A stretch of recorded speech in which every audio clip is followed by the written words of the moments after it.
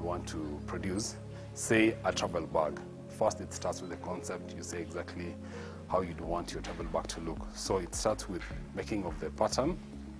After the pattern has been made by the designer, it goes into the cutting. So you cut, then after it's been cut, it's assembled.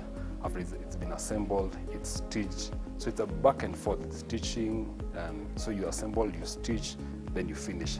But those are just broad terms. But there's a very detailed process that a bag goes through before it goes to the end, becomes the end product. So it's a very huge process that goes from cutting, branding of the product, assembling, stitching, finishing, packing. So that's the broad process. So different products will take different development times.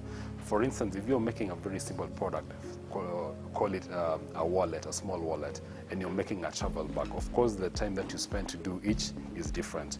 Or if you're doing a product that is very easy to make, something like a key holder, it will take probably a few minutes. So what we've done as a company is that the products that we've been making over a long period of time, so we have done what we call, we have cutting dies, just to make sure that we shorten the process of making the product. For instance, if you were to cut a product by hand, it will take, of course, more time. But if you have a cutting die, it will just be press cut, a matter of seconds. So over time, we've developed procedures to make sure that we shorten the process of making a product so that we are able to make or produce several products within a very short period of time. So it would depend on the size of the product, because we have very small products and we have large products. Yes, so we have a very interesting way of naming our products. At times a client comes to us and say, I like this product, and could you make it for me? And if we say yes, and they want us to probably name the product after them, we're happy to do that, because there are people who've come to us and say, oh, I'd want a travel bag, and my name is Beaches. Just say, we name the product after them. Others we name after, say, the hills or the mountains or the lakes we have in Kenya or other cities in the world. So it would depend with what inspired the product in the first place. So if a traveler, a tourist is in Kenya and say, oh, we'd want this bag produced, and we agree.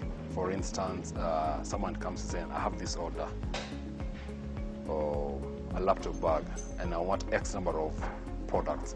Because what we've done over time is that when we started, we used to take one-off orders, but we saw that was taking quite a long time to produce individual one-off orders, and it would hamper with our production for the company or mass production. So we stopped the one-off orders, and now we put minimum order. So even, for instance, you come to us and say, I'd like to have a laptop bag made. Of course, we'd want an X number of units for us to take the order so that it doesn't become a one-off. So if you come to us and say, I'd like a laptop bag and I'm based in, say, Sydney, and you'd want us to call the bag Sydney laptop bag, we'd be happy to do that.